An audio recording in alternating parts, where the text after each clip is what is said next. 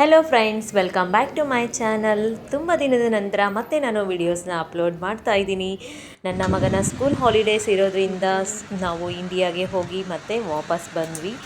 ಆ ಟೈಮಲ್ಲಿ ಏನೆಲ್ಲ ಆಯಿತು ಅನ್ನೋದ್ರ ಬಗ್ಗೆ ಈ ಒಂದು ವಿಡಿಯೋನ ನಿಮ್ಮೊಂದಿಗೆ ಶೇರ್ ಮಾಡ್ತಾ ಇದ್ದೀನಿ. ನಾವು ಇಂಡಿಯಾಗೆ ಹೋಗೋಣ ಅಂತ ಹೇಳಂದು ಎಲ್ಲ ರೆಡಿಯಾಗಿ ನೈಟ್ ಎಲ್ಲ ಬ್ಯಾಗ್ನ ಪ್ಯಾಕ್ ಮಾಡಿ ಮತ್ತು ಫೈನಲ್ ವೇಟ್ ಎಲ್ಲ ಚೆಕ್ ಮಾಡಿ ರೆಡಿ ಮಾಡಿ ಇಟ್ಕೊಂಡ್ವಿ. ಬಟ್ ಬೆಳಗ್ಗೆ ಎದ್ದು ನೋಡಿದರೆ ನಮಗೆ ಒಂದು ಶಾಕಿಂಗ್ ನ್ಯೂಸ್ ಕಾದಿತ್ತು. ಅದೇನಂತಂದರೆ ಮಧ್ಯರಾತ್ರಿಯಿಂದನೇ ಮಳೆ ಶುರುವಾಗ್ಬಿಟ್ಟಿತ್ತು. ಬೆಳಗ್ಗೆ ಎಷ್ಟೊತ್ತಿಗೆ ನೋಡಿ ಇಷ್ಟೊಂದು ನೀರು ಬಂದು ಯಾವುದು ಟ್ಯಾಕ್ಸಿನೇ ಅಡ್ಡಾಡ್ತಾ ಇರಲಿಲ್ಲ. ನಮಗೆ ಚಿಂತೆ ಆಯಿತು, ಟ್ಯಾಕ್ಸಿನೇ ಅಡ್ಡಾಡ್ತಾ ಇಲ್ಲ, ಹೇಗಪ್ಪ ನಾವು ಏರ್ಪೋರ್ಟ್ ರೀಚ್ ಆಗೋದು ಅಂತ. ನಾವು 6 o'clock ಅಷ್ಟೊತ್ತಿಗೆ ಏರ್ಪೋರ್ಟಿಗೆ ರೀಚ್ ಆಗಲೇಬೇಕಾಗಿತ್ತು. ನಮ್ಮ ಚೆಕ್ಕಿನ್ನು 6 o'clock ಶುರುವಾಗ್ತಿತ್ತು. 9:30 ಅಷ್ಟೊತ್ತಿಗೆ ನಮ್ಮದು ಫ್ಲೈಟ್ ಬಿಡ್ತಾ ಇತ್ತು. ನಾವು ಶಾರ್ಜಾಯಿಂದ ನಮ್ಮ ಬ್ಯಾಂಗ್ಳೂರು ಏರ್ಪೋರ್ಟಿಗೆ ಹೋಗಬೇಕಾಗಿತ್ತು. ಏನು ಮಾಡೋದು ಅಂತ ಹೇಳಂತಂದು ವೇಟ್ ಮಾಡ್ತಾ ಒಳಗಡೆನೇ ಕಾಯ್ತಾ ಬಾಲ್ಕನಿಲಿ ನೋಡ್ತಾನೆ ಇದ್ವಿ, ಟ್ಯಾಕ್ಸಿ ಎಲ್ಲಾದರೂ ಕಾಣಿಸುತ್ತಾ ಅಡ್ಡಾಡುತ್ತಾ ಅಂತ. ಬಟ್ ಟ್ಯಾಕ್ಸಿ ಬರಲೇ ಇಲ್ಲ. ಫೈನಲಿ 2 o'clock ನನ್ನ ಹಸ್ಬೆಂಡು ನಮ್ಮ ಬಿಲ್ಡಿಂಗಿಂದ ಕೆಳಗಡೆ ಇಳಿದ್ಬಿಟ್ಟು ರೋಡಲ್ಲಿ ಹೋಗಿ ನಿಂತ್ಕೊಂಡು ವೆಯ್ಟ್ ಮಾಡ್ತಾ ಇದ್ದರು. ಅಕ್ಕಪಕ್ಕ ರೋಡಲ್ಲೆಲ್ಲ ಅಡ್ಡಾಡ್ಕೊಂಡು ಬಂದರು. ಎಲ್ಲಾದರೂ ಟ್ಯಾಕ್ಸಿ ಸಿಗುತ್ತೇನೋ ಟ್ರೈ ಮಾಡಿ ಬೇಗನೆ ಏರ್ಪೋರ್ಟು ರೀಚ್ ಆಗಿಬಿಡೋಣ ಅಂತ ಹೇಳಿ ನನ್ನ ಹಸ್ಬೆಂಡು ತುಂಬ ಮಳೆ ಬರ್ತಾಯಿತ್ತು. ಆ ಮಳೆಯಲ್ಲೇ ನಿಂತ್ಕೊಂಡು ಎಷ್ಟು ವೆಯ್ಟ್ ಮಾಡಿದ್ರು ಒಂದು ಟ್ಯಾಕ್ಸಿನೂ ಸಿಗಲಿಲ್ಲ. ಹಾಗೆಯೇ ಕಾರ್ಗಳಿಗೂ ಕೂಡ ಡ್ರಾಪ್ ಕೇಳಿದರು. ಅಕ್ಕಪಕ್ಕ ಬೇರೆ ಏರಿಯಾದಲ್ಲೆಲ್ಲ ಅಡ್ಡಾಡ್ಕೊಂಡು ಬಂದರು. ನಮಗೆ ಎಲ್ಲೂ ಕೂಡ ಟ್ಯಾಕ್ಸಿ ಸಿಗಲಿಲ್ಲ. ಗೊತ್ತಿರೋ ಫ್ರೆಂಡ್ಸು ಬಂದು ಡ್ರಾಪ್ ಮಾಡೋಕ್ಕೂ ಆಗ್ತಿರ್ಲಿಲ್ಲ. ಕೆಲವು ಫ್ರೆಂಡ್ಸ್ ಎಲ್ಲ ಕಂಪ್ನಿಲೇ ಸ್ಟ್ರಕ್ ಆಗಿಬಿಟ್ಟಿದ್ರು. ಹಾಗೆಯೇ ಕೆಲವೊಬ್ಬರು ನೀರಿರೋದ್ರಿಂದ ಅವರಿಗೆ ಡ್ರಾಪ್ ಮಾಡೋ ಅಂಥ ಸಿಚುವೇಶನ್ ಕೂಡ ಇರಲಿಲ್ಲ. ಫೈನಲಿ ನಾವು ಫ್ಲೈಟ್ ಕಳ್ಕೊತೀವಿ, ಮುಗೀತು. ಇನ್ನು ಆಲ್ರೆಡಿ 5 o'clock ಆಗಿದೆ. ನಾವು ಇನ್ನೂ ಮನೇಲೇ ಇದ್ವಿ. ನಮಗೆ ಯಾವುದು ಟ್ಯಾಕ್ಸಿ ಸಿಗದೇನೆ ನಾವು ಏರ್ಪೋರ್ಟ್ ರೀಚ್ ಆಗೋಕ್ಕಾಗಲ್ಲ, ಹೇಗೆ ಮಾಡೋದು ಅಂತ ತುಂಬ ಚಿಂತೆ ಆಯಿತು. ಅಷ್ಟರಲ್ಲೇ ನಮಗೆ ಒಂದು ಮೆಸೇಜ್ ಬಂತು. ಮತ್ತು ಈ ಥರ ಹವಾಮಾನ ವ್ಯತ್ಯಾಸದಿಂದ ಆಗಿರೋದ್ರಿಂದ ಫ್ಲೈಟು ಮತ್ತೆ 11 o'clock ಅಂತ ಒಂದು ನ್ಯೂಸ್ ಬಂತು. ಮತ್ತು ಹಾಗೆ ನಮಗೆ ಒಂದು ಹೋಪ್ ಕೂಡ ಬಂತು.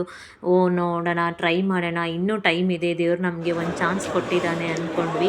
ಹಾಗೆ ನಮ್ಮ ಕನ್ನಡಿಗರದ ಒಂದು ಗ್ರೂಪಲ್ಲಿ ನಮ್ಮ ಫ್ರೆಂಡ್ ಒಬ್ಬರು ಈ ಥರ ಹೆಲ್ಪ್ ಬೇಕಾಗಿದೆ ಅಂತ ಒಂದು ಮೆಸೇಜ್ ಹಾಕಿದ್ರು.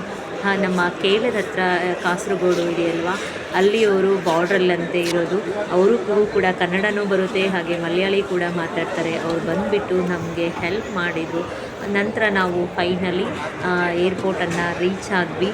ಆವಾಗ ನಮಗೆ ಸಮಾಧಾನ ಆಯಿತು. ಅಪ್ಪ, ಫೈನಲಿ ನಾವು ನಮ್ಮ ದೇಶಕ್ಕೆ ಹೋಗ್ತಾ ಇದ್ದೀವಿ. ಇದು ಮೊದಲ ಬಾರಿಗೆ ಈ ಥರ ಅನುಭವ ಆಗಿದ್ದಲ್ವಾ ಅಂದ್ಕೊಂಡ್ವಿ.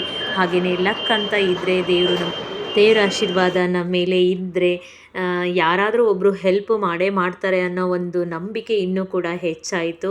ಫೈನಲಿ ನಾವೆಲ್ಲರೂ ಹ್ಯಾಪಿ ಆದ್ವಿ. ಮತ್ತು ನಮ್ಮ ಚೆಕ್ಕಿನ್ನು ಎಲ್ಲ ಮುಗಿಸ್ಕೊಂಡು ಇವಾಗ ಮೇಲ್ಗಡೆ ಹೋದ್ವಿ. ನೋಡ್ಬೋದು ನೀವು, ಇದೆಲ್ಲ ಏರ್ಪೋರ್ಟಲ್ಲಿ ಒಳಗಿರ್ತಕ್ಕಂತಹ ದೃಶ್ಯಗಳು. ಹಾಗೆ ಮನಸ್ಸು ರಿಲ್ಯಾಕ್ಸ್ ಆಗಿತ್ತು. ಸ್ವಲ್ಪ ಫೋಟೋಸ್ಗಳನ್ನು ತೆಕ್ಕೊಂಡ್ವಿ.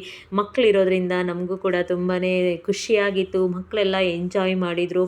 ಅದಕ್ಕಿಂತ ಮುಂಚೆ ಮಕ್ಕಳಂತರೂ ಮನೆಯಲ್ಲಿ ಇದ್ದಾಗ ತುಂಬಾ ಬೇಜಾರಾಗಿಬಿಟ್ಟಿದ್ರು. ನಾವು ಇಂಡಿಯಾಗೆ ಹೋಗೋಕ್ಕಾಗೋದಿಲ್ವಾ, ತಾತ ಅಜ್ಜಿ ನೋಡೋಕ್ಕಾಗೋದಿಲ್ವಾ ಅಂತ ಮನೆಯಿಂದ ಬೇರೆ ಫೋನ್ ಮೇಲೆ ಫೋನ್ ಮಾಡ್ತಾಯಿದ್ರು. ನೀವೇನು ಮಾಡ್ತಾ ಇದ್ದೀರಾ, ಎಷ್ಟೊತ್ತಿಗೆ ಬಿಡ್ತೀರಾ, ಹೇಗೆ ಬರ್ತೀರಾ, ಫ್ಲೈಟ್ ಮಿಸ್ ಆಗುತ್ತಾ, ಬನ್ನಿ, ಮಿಸ್ ಮಾಡ್ಕೋಬಿಡಿ ಅಂತ ಎಲ್ಲ ಹೇಳ್ತಾಯಿದ್ರು. ನಮಗಂತರೂ ಏನು ಮಾಡಬೇಕು ಅಂತಲೇ ಗೊತ್ತಾಗ್ತಾ ಇರಲಿಲ್ಲ.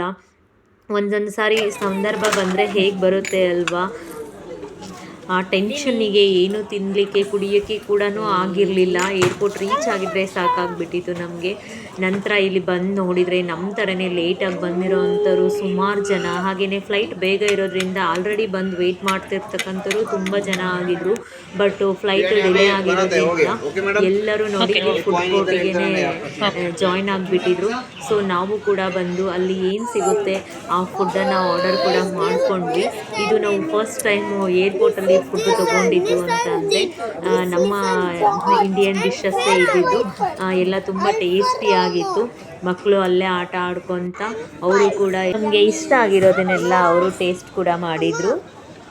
ಹಾಗೆ ನನ್ನ ದೊಡ್ಡ ಮಗ ನಿಶ್ಚಿತ್ ಅಂತ, ಅವನಿಗೆ ಸಮೋಸ ಬೇಕಾಗಿತ್ತು. ಸೊ ಸಮೋಸ ಸಿಗೋತ್ಲಿಗೆ ಅವನಿಗೆ ತುಂಬ ಖುಷಿಯಾಗಿ ಅವನು ಸಮೋಸ ಟೇಸ್ಟ್ ಮಾಡ್ತಾ ಇದ್ದ. ಬಟ್ ನನ್ನ ಚಿಕ್ಕ ಮಗ ಇವನು ನಿರ್ಮಿತ್ ಅಂತ, ಅವನಿಗೆ ಫ್ರೆಂಚ್ ಫ್ರೈಸ್ ಬೇಕಾಗಿತ್ತಂತೆ.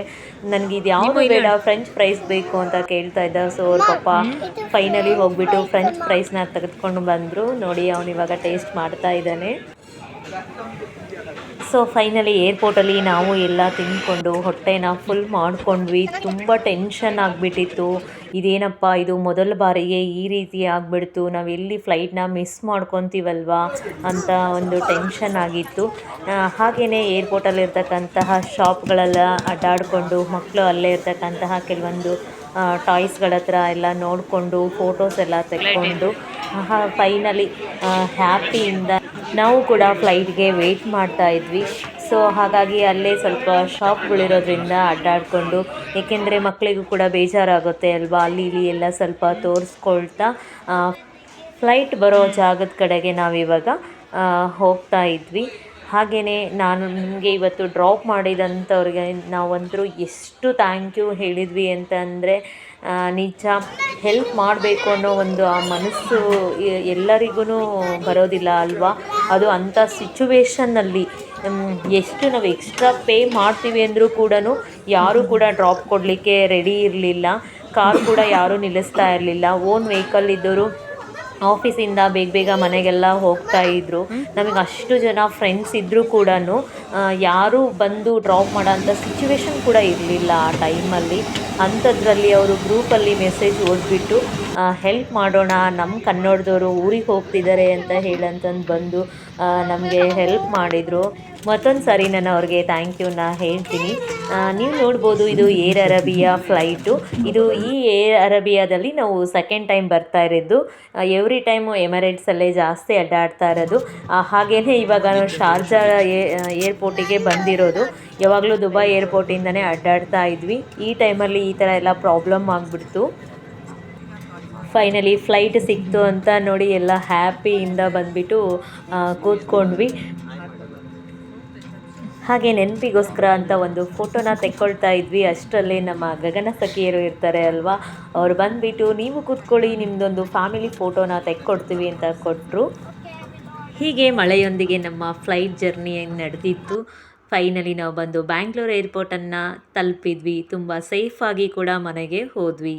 ನಮ್ಮ ಈ ವಿಡಿಯೋ ನಿಮಗೆ ಇಷ್ಟವಾದರೆ ಲೈಕ್ ಮಾಡಿ, ಶೇರ್ ಮಾಡಿ, ಸಬ್ಸ್ಕ್ರೈಬ್ ಮಾಡಿ. Thank you.